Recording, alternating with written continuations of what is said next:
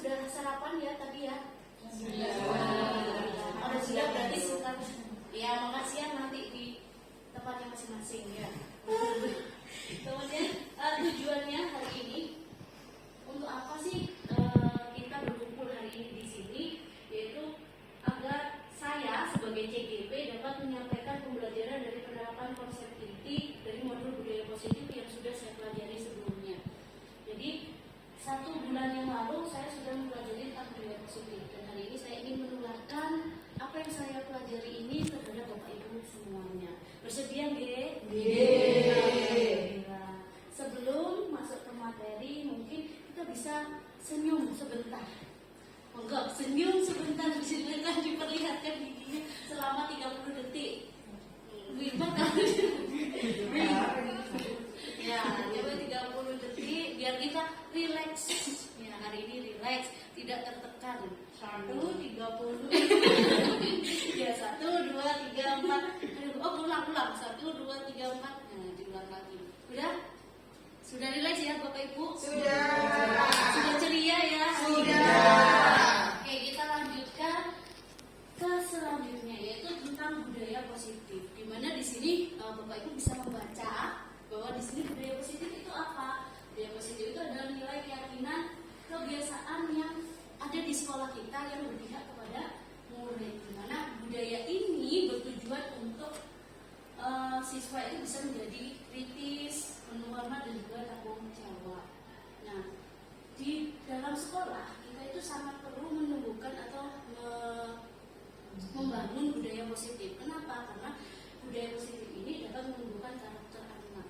Nah, di sekolah kita di SMA Negeri 15 Surabaya sudah banyak sekali budaya-budaya positif yang sudah diterapkan untuk kebiasaan-kebiasaan itu. Mohon maaf itu gambarnya tidak terbaca. Ya, itu sebenarnya ada gambarnya Bu Irma sedang memberi salam ke siswa, kemudian ada kebiasaan literasi setiap hari, kemudian ada yang menyanyikan lagu Indonesia Raya, ada sholat berjamaah, kemudian pemberian infak setiap hari Jumat. Dan itu juga termasuk budaya positif yang ada di sekolah kita. Nah, selanjutnya untuk apa sih budaya positif ini? Nah, kemudian di sini kalau Bapak Ibu kembali lagi ke tujuan pendidikan di Indonesia atau yang sudah kita kenal Bapak pendidikan kita, siapa Bapak Ibu? Ya. Alhamdulillah masih ingat. Jadi Bapak pendidikan kita adalah Ki Hajar Dewantara, di mana Bapak pendidikan mengatakan bahwa pendidikan itu harus berpihak pada murid dan juga bersifat menuntun. Oke, Bapak Ibu ya. Nah, di mana di sini ketika kita menginginkan mewujudkan bahwa sekolah yang bersifat berpihak pada murid dan bersifat menuntun, maka kita perlu menerapkan budaya positif. Nah, budaya positif ini untuk menerapkannya itu, maka Bapak Ibu semua di sini, begitu juga saya, itu berusaha untuk bagaimana sih caranya menerapkan ini. Nah, kita belajarnya di dalam guru penggerak salah satunya. Mungkin Bapak Ibu yang belum tergabung dalam guru penggerak ya bisa belajar dari teman-teman yang sudah menjadi guru penggerak seperti itu. Di dalam budaya positif ini salah satunya adalah disiplin positif.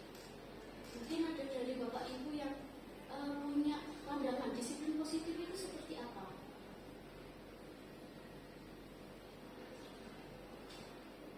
Iya, Bu Irma. Disiplin positif, contohnya misal dalam pembelajaran, seorang guru pasti memberikan kesepakatan kelas dulu ya, pasti di awal itu ada kesepakatan kelas. Nah, salah satu kesepakatan kelas itu yaitu mengerjakan tugas sesuai dengan waktunya. Itu adalah salah satu, ini menurut saya salah satu disiplin positif kepada anak. Jadi meminta anak bertanggung jawab terhadap tugas yang diberikan guru. Itu menurut saya salah satu disiplin positif di kelas. Iya, bagus sekali. Terima kasih Bu. Mungkin ada dari Bapak Ibu yang lain ada yang punya pikiran tentang disiplin positif itu seperti ini gitu. Kalau menurut saya juga tidak jauh dari Bu Irma, yaitu ketika siswa-siswa datang ke sekolah kalau sudah ditetapkan pada pukul 7, mohon maaf maaf 6:30, berarti siswa harus datang sebelum 6:30 atau lebih maksudnya kurang dari 10 menit sebelumnya. Lalu juga pada saat istirahat siswa tidak terus ke kami tapi langsung menuju ke kelas. Oh iya, ya seperti itu. Terima kasih. Iya. Oke, dari penjelasan Bu Abi dan juga Bu Irma, memang benar bahwa disiplin positif ini merupakan suatu penerapan yang mengajarkan anak bertanggung jawab untuk menumbuhkan kesadaran diri berdasarkan nilai-nilai kebajikan. Kayak tadi disiplin, kemudian bertanggung jawab ketika mengerjakan tugas dan lain sebagainya. Nah, disiplin positif di sini lebih ke arah untuk mengontrol diri ya Bapak Ibu, bukan peraturan yang mengekang, tapi lebih ke arah bagaimana disiplin diri dapat mengontrol diri untuk melakukan segala tindakan. Nah, disiplin itu yang dimaksud dalam disiplin positif. Kemudian sudah dijelaskan sama Bu Irma tadi, disebutkan bahwa di sekolah kita kan sudah terbiasa dengan kesepakatan kelas. Nah, kesepakatan kelas atau keyakinan kelas itu merupakan salah satu dari bentuk disiplin positif, di mana keyakinan kelas yang kita buat bersama siswa itu akan menumbuhkan rasa tanggung jawab dalam diri siswa. Bapak Ibu ya, Bu Desi. Ya, sepakat ya Bu Desi ya? Sepakat. Sepakat. Kemudian selanjutnya kita akan bahas kebutuhan dasar manusia. Nah, mungkin Bapak Ibu ada yang mau menyebutkan kira-kira kebutuhan dasar manusia itu apa aja? Makan, minum, istirahat. Apalagi Bu Desi? Dihargai, kebutuhan dihargai orang lain. Dihargai orang lain, berkarya, diakui, belajar. Bu Dewi? Sudah di. Oh sudah Sampaikan tadi. ya. Pangan, papan. Ya, sandang, pangan, papan gitu ya Bapak ya. Jadi benar sekali yang dikatakan Bapak Ibu di sini bahwa kebutuhan dasar manusia. Mohon maaf, ini kenapa gambarnya tidak muncul ya? Ya, jadi sebenarnya di dalam gambar ini itu ada 5 kebutuhan manusia. Ada tadi kasih sayang, kesenangan, ada kebebasan, kemudian penguasaan, terus diakui atau dihargai. Itu merupakan 5 kebutuhan dasar manusia yang pada diri kita itu sudah ada memang dari sananya ya Bapak Ibu. Bapak Ibu kan paling senang ya kalau misalkan dihargai oleh orang lain. Kemudian kita belajar sesuatu itu dengan senang, sukacita, itu kan kita lebih senang lagi ya Bapak Ibu. Itu adalah kebutuhan dasar manusia, di mana dalam pendidikan kita sebagai guru itu sangat perlu mengetahui kebutuhan apa sih yang dibutuhkan oleh murid ini. Sebenarnya kita itu perlu, sehingga dalam dunia pendidikan kebutuhan dasar manusia ini sangat digunakan untuk menyusun pembelajaran supaya pembelajaran kita itu bisa menyenangkan untuk siswa. Kemudian kita akan bahas tentang perilaku manusia, motivasi dari perilaku manusia. Monggo Bapak Ibu, mungkin ada yang bisa diungkapkan motivasi perilaku manusia. Motivasi itu apa Bapak Ibu? Dorongan, keinginan. Kemudian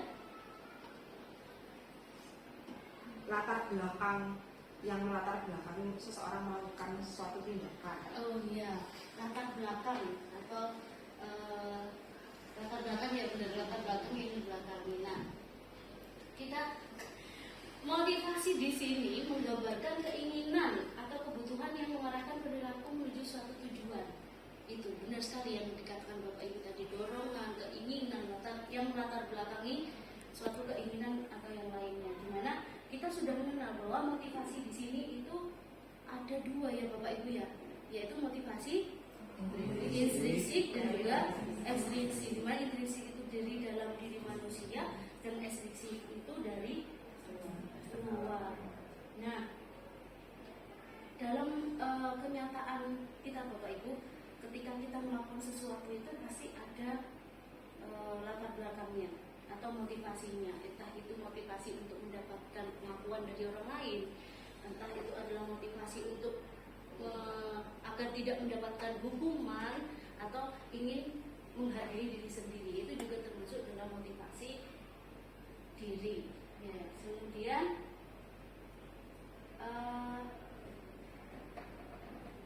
Bapak Ibu, kita ketika berhadapan dengan siswa, kita tentunya akan menerapkan beberapa hal.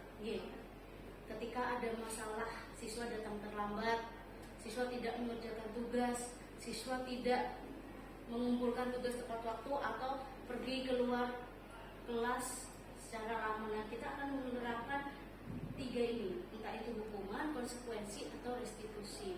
Nah, di hukuman di sini itu artinya sifatnya tidak terencana. Jadi yang kita berikan ke siswa itu tidak terencana, murid tidak tahu apa yang akan terjadi dan bersifat satu arah. Di sini hukuman itu bisa hukuman fisik maupun hukuman psikis. Kemudian konsekuensi itu terencana atau disepakati sesuai peraturan. Mungkin seperti ketika kita membuat keyakinan kelas, nah nanti akan ada konsekuensi di baliknya.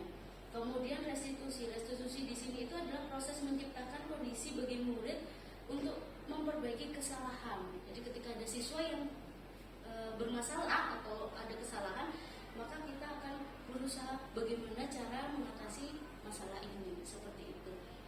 Nah, dari sini monggo Bapak Ibu bisa melihat kira-kira pernyataan yang pertama terlihat jelas Bapak Ibu? Ya. Mungkin saya bacakan ya Bapak Ibu. Bapak Ibu silakan menyebutkan ini hukuman atau konsekuensi. Nah, untuk pernyataan yang pertama, mencatat 100 kali di dalam buku hukuman. Kalimat, saya tidak ya, berarti itu termasuk hukuman. Kemudian lari mengelilingi lapangan basket 2 kali dan tidak dapat hadir, itu hukuman. Membersihkan coretan yang dibuatnya di meja tulis, konsekuensi. Murid diminta untuk push up 15 kali, hukuman. Menggantikan kertas tugas teman yang telah dicoret-coret, konsekuensi. Berjemur di lapangan basket jam 12 siang, hukuman.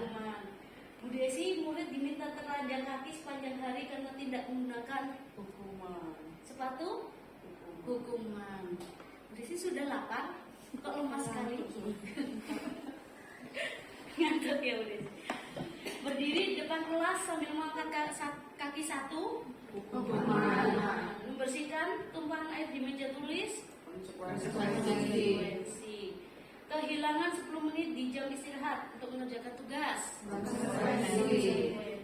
Jadi Bapak Ibu di sini sudah memahami apa itu hukuman dan juga konsekuensi, Bapak Ibu ya. Kemudian ketika kita menghadapi masalah, maka kita akan menerapkan posisi kontrol kita sebagai seorang guru. Kita melihat, kita menempatkan diri kita untuk menyelesaikan masalah itu sebagai apa. Nah, di sini 5 posisi kontrol itu ada 5. Posisi kontrol itu ada 5, yaitu yang pertama penghukum. Artinya penghukum di sini dia akan selalu menghukum, bisa psikis, bisa fisik. Kemudian ada yang pembuat rasa bersalah. Artinya di sini guru biasanya lemah lembut, omongannya lemah lembut, tapi dia tetap merasa muridnya tidak muridnya merasa bersalah. Kata Bu Irma psycho biasanya kayak gitu. Kemudian teman di sini berarti tidak ada jarak antara guru. Kemudian pemantau di sini biasanya menggunakan data. Kemudian yang terakhir adalah manajer. Nah sekarang kita coba saatnya kuis. Nanti yang menang mendapatkan nasi kotak di Bu Saimin. Tapi bayar sendiri ya kalian.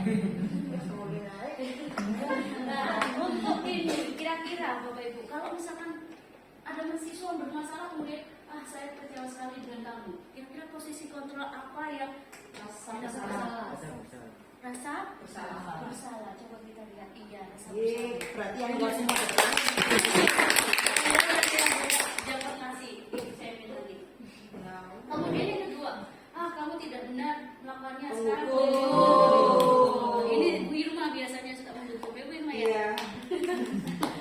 Jadi ini adalah contoh kontrol penghukum. Kemudian sudah terbuka duluan. Oh iya, manajer. Ini sebetulnya yang sering dilakukan sama Bu Desi. Manajer apapun ya.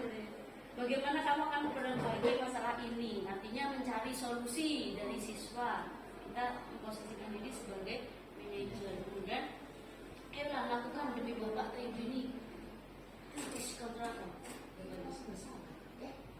Ayolah lakukan demi ibu Teman. teman. Oke, jadi ini posisi kontrol yang kita lakukan adalah sebagai teman. Yang kita dekat sekali kelihatan. Kemudian kamu terlambat 15 menit. Apakah kamu sudah mengerti konsekuensi yang dilakukan jika terlambat? Pemantau. Iya, benar sekali Bapak Ibu. Jadi ini adalah pemantau. Tepuk tangan buat Bapak Ibu. Semuanya sudah jelas tentang 5 posisi kontrol. Kita sebagai guru, pemarah. Membuat merasa bersalah.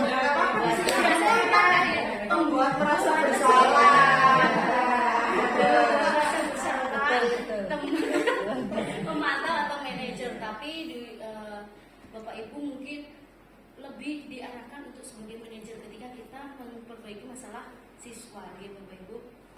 Sehingga yang lebih ditekankan, mari kita belajar bersama untuk menempatkan diri sebagai manajer dalam mengatasi masalah-masalah siswa. Nah, selanjutnya adalah segitiga restitusi. Ada yang pernah mendengar istilah segitiga restitusi? Oh, Irma. Bagaimana Bu Irma? Iya. Pernah. Apa itu segitiga restitusi Bu Irma? Proses untuk membuat anak mencari solusi dari masalah yang dilakukan. Benar sekali. Jadi segitiga restitusi itu adalah Bu Irma dapat nasi kotak 5 bungkus nih. Nasi kotak 5. Bungkusnya aja dalam bentuk JPG. Nah, segitiga restitusi itu suatu proses dialog yang dijalankan guru dan orang tua agar dapat menghasilkan murid yang mandiri dan juga bertanggung jawab. Di mana di segitiga restitusi ini tujuan itu yang pertama menstabilkan identitas, kemudian memvalidasi tindakan yang salah dan juga menanyakan keyakinan. Itu yang kita lakukan juga dalam segitiga restitusi. Ya, seharusnya Bapak Ibu di sini ada video saya melakukan segitiga restitusi. Namun karena ada kendala, Apa itu? oh bisa. Bismillah. Bismillah. Yang tidak bisa. Jadi karena ada kendala maka saya tidak bisa memutarkan video ini. Jadi yang sudah saya lakukan yaitu ya kemarin ketika saya mendapati siswa saya melakukan kesalahan yaitu dia bermain HP saat saya menjelaskan ya. Nah, tingkat apa yang saya lakukan pertama kali yaitu tadi menstabilkan identitas. Artinya di sini saya mencoba mengetahui kenapa sih dia melakukan hal itu di dalam kelas saya. Nah, setelah itu kemudian saya mencoba validasi tindakan itu dengan cara oke, kamu melakukan itu tidak masalah. Bu Agustin dulu juga pernah melakukan hal seperti itu, tapi kembali lagi ke keyakinan kelas kita, apakah itu diperbolehkan atau tidak seperti itu. Kemudian menanyakan keyakinan di sini kita mencari keyakinan apakah dia sesuai atau tidak. Kalau tidak sesuai berarti solusi apa yang kamu usulkan agar kamu tidak melakukannya lagi atau mengulangi lagi di pembelajaran selanjutnya. Nah, itu seperti itu Bapak Ibu yang sudah saya lakukan. Alhamdulillah sudah berakhir kesempatan saya. Mungkin dari Bapak Ibu ada yang ingin bertanya, saya persilakan. Enggak. Iya, oh Bu Desi, Bu Dewi. Ya Ibu, terima kasih. Sebelumnya saya sangat berterima kasih dengan apa yang sudah ilmu yang sudah diberikan oleh Bu Agustin kepada kami semua tentang budaya positif ya Bu ya. Nah, pertanyaan saya, apakah budaya positif ini harus dilakukan seluruh warga ataukah hanya dilakukan sebagai bentuk sebuah pelayanan bagi siswa? Jadi hanya siswa-siswa yang kira-kira bermasalah saja yang diberikan restitusi dan lain sebagainya. Terima kasih Bu.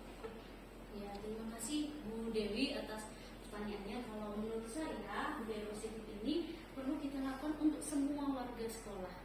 Baik itu tidak hanya siswa yang bermasalah saja, tapi bisa juga kita terapkan untuk seluruh warga. Tetapi untuk segitiga restitusi sendiri itu dilakukan ketika siswa itu mengalami masalah. Kalau siswa itu tidak bermasalah, kemudian kita restitusi, apanya yang kita restitusi ini Bapak Ibu? Sehingga di sini untuk segitiga restitusi itu bisa kita terapkan ketika ada siswa yang mengalami masalah seperti itu. Ya Bu, terima kasih. Ya, sudah. Ya, Terima kasih kepada Bapak Ibu semua. Saya boleh berpantun sebentar mengikuti Pak Do ya? Enggak. Boleh. Apa ya? Cendrawasih. Cendrawasih, oh saya lupa pantunnya. Gak jadi nih Bapak Ibu, terima kasih. Wassalamualaikum.